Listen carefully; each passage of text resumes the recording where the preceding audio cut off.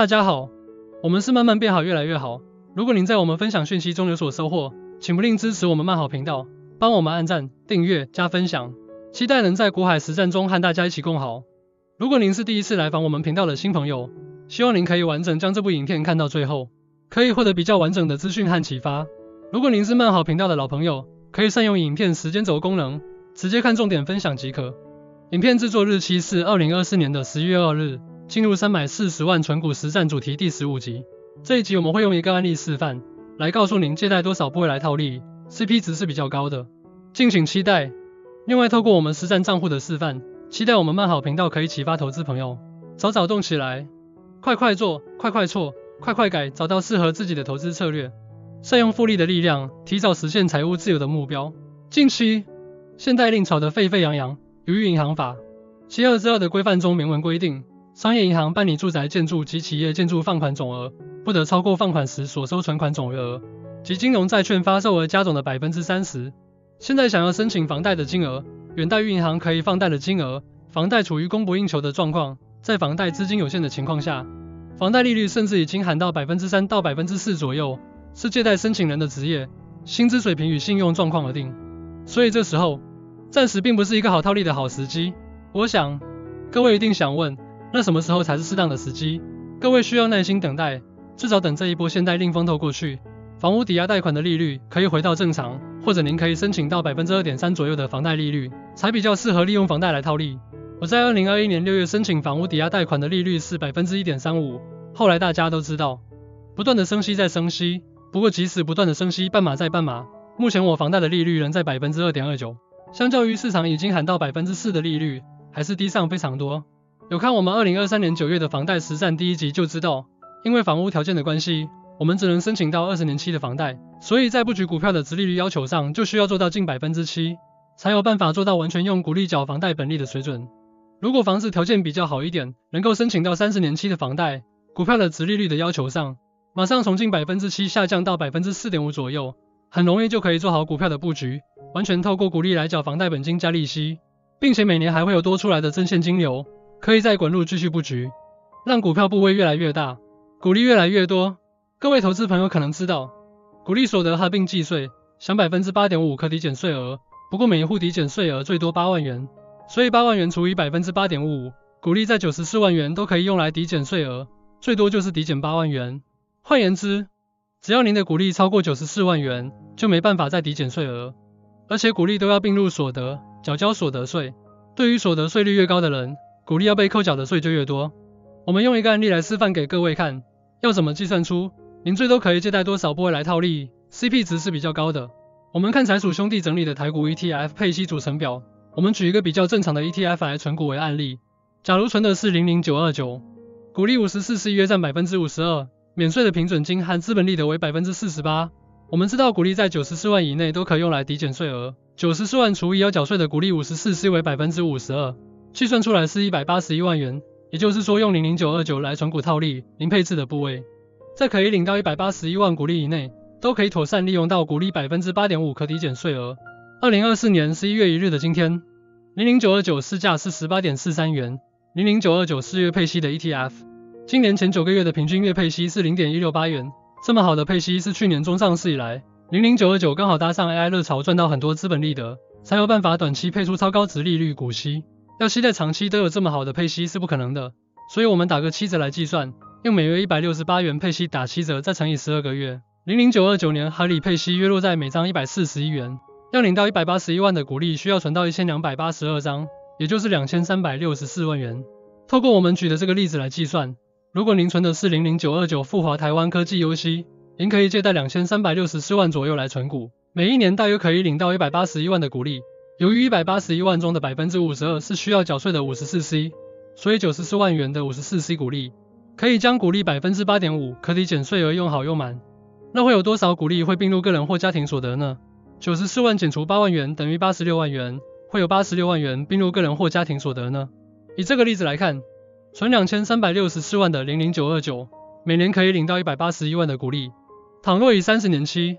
2.29% 的房贷利率来计算，每年要缴的房贷本息约109万，181万扣掉109万，每年可以产生正72万的现金流。等于一个月有6万元的现金流，一个工程师的薪水了。我们只要有正常的现金流，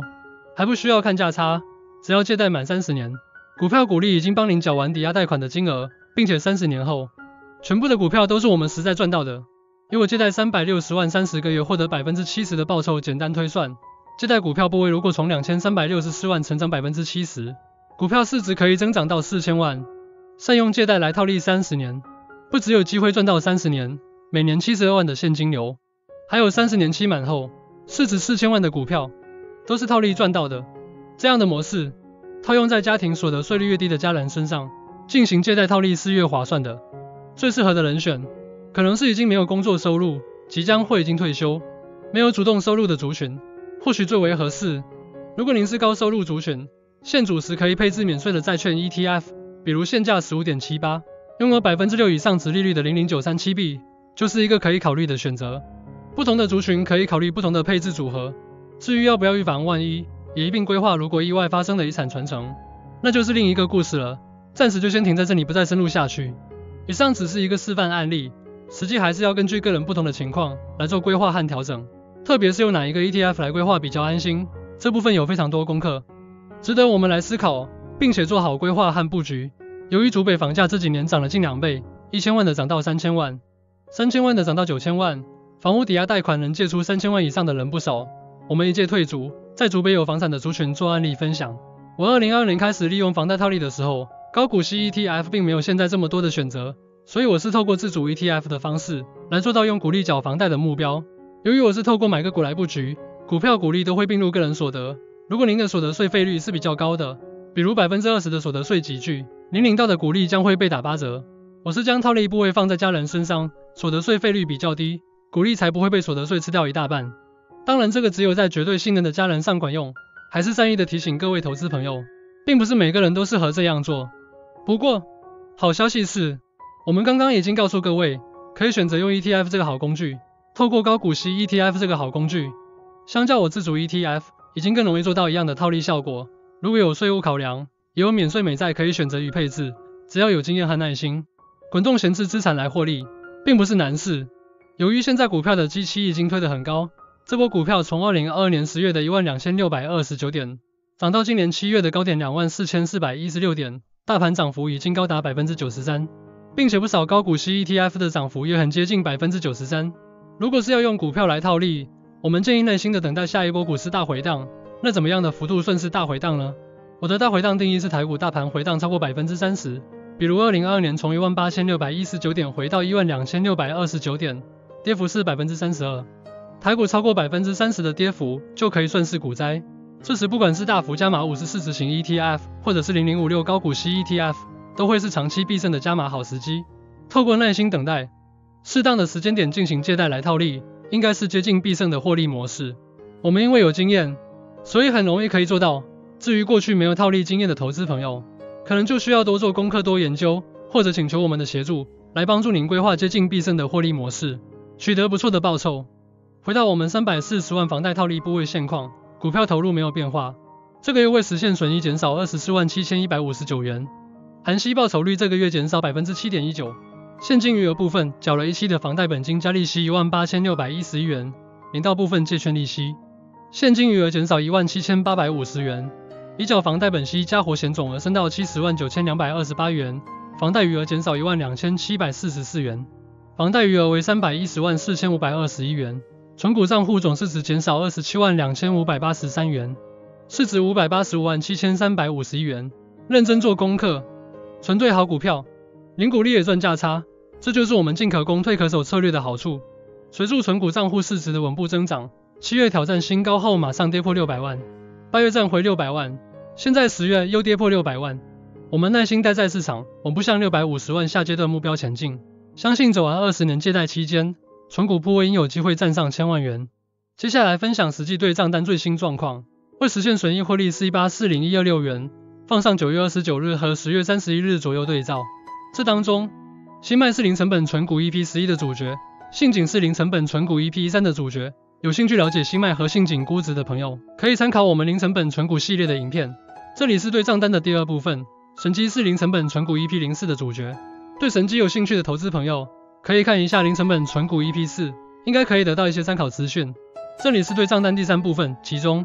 茂讯是 EP8 的主角，神基、茂讯算是同业，神基目前的本益比是 16.55 倍，而茂讯目前本益比是9倍。我相信茂讯的估值应该还有进一步向上的空间。我们在零成本系列 EP08 有介绍茂讯的估值，相信有机会逐步迈向125元。这里是对账单第4部分，深圳目前本益比不到10倍，目前 AI 科技股、概念股比较受市场青睐，所以传产股的本益比估值被压到10倍。倘若未来传产股重新获得市场关注，本益比来到15倍的位阶，挑战90到100元应该是很有机会的。我们持续在存股系统中分享潜力好股，如果有持续追踪我们慢慢变好的朋友，未来肯定可以在我们的分享中获益良多，收获满满。期待和各位投资朋友一起获利，一起慢慢变好，越来越好。这里是借券出去收利息的部位，这个部位需要自己计算未实现损益，截图时间是2024年10月31日，经过计算，借券部位未实现损益是359572元。这里统计340万存股账户，从2021年6月到今天的投资现况。截至2024年10月31日为止，大盘指数的涨幅是 27.27%， 我们存股账户到10月31日为止，持股报酬率是 19.64%。诚如我之前的说明，果不其然，时间拉长一点，市值型 ETF 成长动能还是会胜过高股息 ETF。其实我们都是选到好股，但是高股息类股的涨幅，拉长时间来看，还是会逐步的落后市值型 ETF。从50长期报酬优于0056就可以得知，我们存股账户今年报酬率近 20%， 虽然落后大盘的报酬率，但市值增长 20%， 仍然有很值得开心的表现。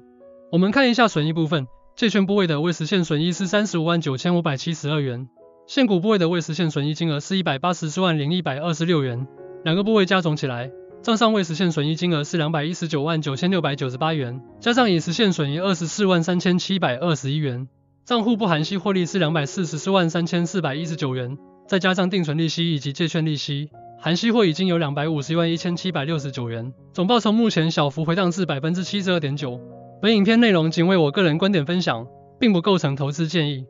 投资操作需小心，各位投资朋友需审慎评估，盈亏自负。这是慢慢变好越来越好频道，传递理财知识与幸福。